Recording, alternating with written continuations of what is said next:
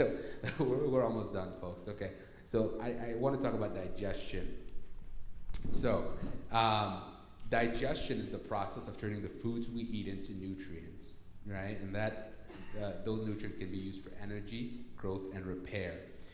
Digestion is pretty much the process of breaking down food and also the process of getting rid of waste.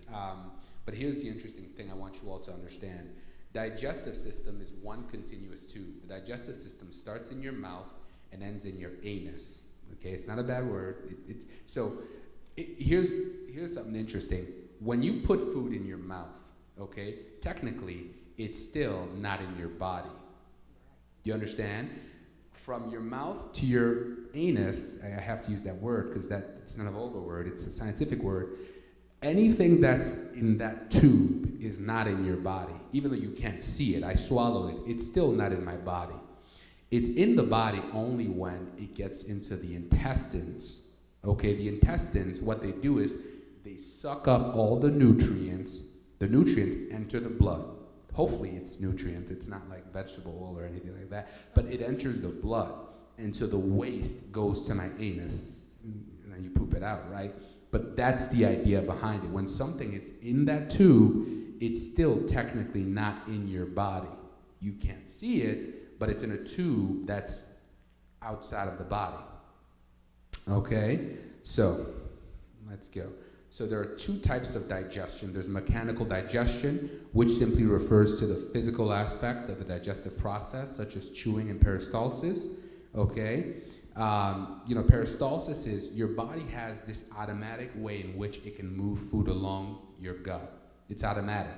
It just, you can feel it sometimes, and you feel your gut just moving. It's pushing food along. You don't tell it what to do. It does it. But in order for it to do this, you've got to have adequate amounts of fiber. Do you understand? You've got to have adequate amounts of fiber, because if you don't, it's probably not going to work like it should. In fact, certain conditions can disrupt digestion: constipation, IBS, celiac, heartburn, irritable bowel syndrome. The CDC says that digestive issues cause 51 million emergency rooms annually. So this is a big issue. Again, the Mayo Clinic says men should get 38 grams of fiber every day. Women should get 25 grams of fiber. And one of the best ways to get it is from fruits, vegetables, beans, legumes, and eating whole grains. Remember, if you remove these nutrients from whole grains, you get white grain or refined grains. Does that make sense? See how it all ties back to the beginning? Here's what God made and what man does with what God made. All right. The other part is chemical digestion, which is really any sort of chemical process. So like from the saliva in your mouth to the stomach acid. That's what chemical digestion refers to. So you have all these enzymes in your body that help break down foods that you've already chewed. And so the ability to have enzymes breaking that down really determines your metabolism, right? So like I said, food has no business spending 2 to 3 days in your stomach before you poop it out. If food is sitting in your stomach, that's a sign that you don't have or are low on these digestive enzymes. It's one of the, you're low on fiber, you're low on these digestive enzymes. So that's one of the telltale signs. So these are digestive, you can get digestive enzymes as supplements. You have lipase, you have amylase, you have protease. But this is just a closer look at it. This is just a sort of like a microscopic view of your digestive enzyme, of your gut, right? You've got trillions and trillions of germs that are in your gut, trillions of them. And they play a role. Some are good, some are bad, some are neutral. And so a lot of these germs help break down some of the things that you eat. A lot of these germs help produce vitamins, such as the B vitamins and vitamin K. So one of the things to understand is that your first exposure to microbes is when you're giving birth, right? When a woman is giving birth, the child passes through the vaginal canal. That child, as he's passing through the vaginal canal, he is exposed to what's called adaptive immunity. So the germs that the mom has, she's able to pass it on to that child, which actually plays a role in that child's immune system for the rest of their lives. Okay, so mom gives her germs to that child so that that child can actually grow, right, and has a strong immune system. Now, we live in a day and age of C-section, so a lot of kids are born without it. Coincidentally, a lot of kids are allergic to things they weren't allergic to 20, 30 years ago. You guys know what I'm talking about?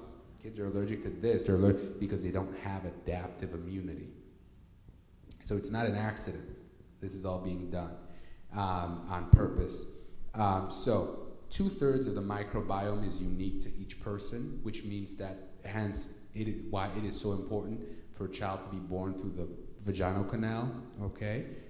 Because you're giving them your experiences. These microbiomes are unique to you genetically wise, and it's something that throughout history you receive from your mother, which gives you a head start immune-wise. And when you take that away, well, you have kids who don't have that head start.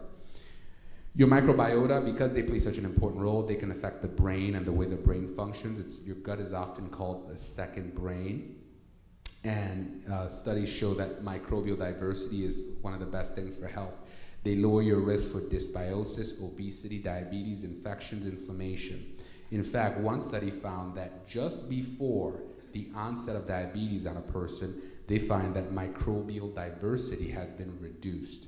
Okay, what that means is the number of good, or maybe a term you'll be familiar with, is called probiotics.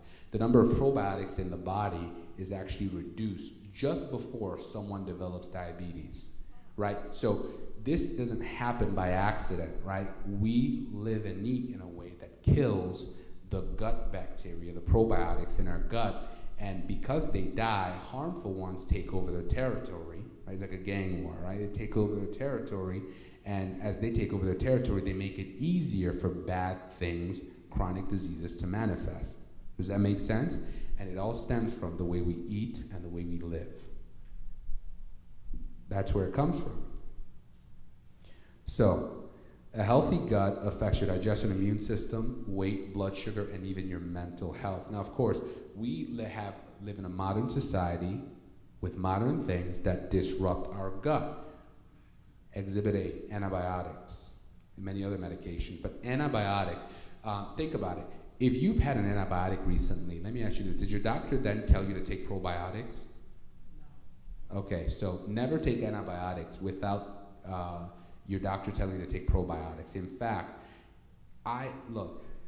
now they're encouraging more and more doctors to do it because they've understood that antibiotics is like, imagine if you had a hostage situation, right? You got a guy, he's got a gun, he's like, I'll kill him. And then, normally the SWAT team people, they try to negotiate the release, right? Like, let her go, don't do it, The way antibiotics work is he walks in there with his gun, he shoots the victim, and he shoots the guy holding him hostage. Antibiotics kill both good and bad bacteria. They kill everything, okay? That's why it's fairly common to have diarrhea, right, while you're on antibiotics, right? Because your body's, you got nothing there.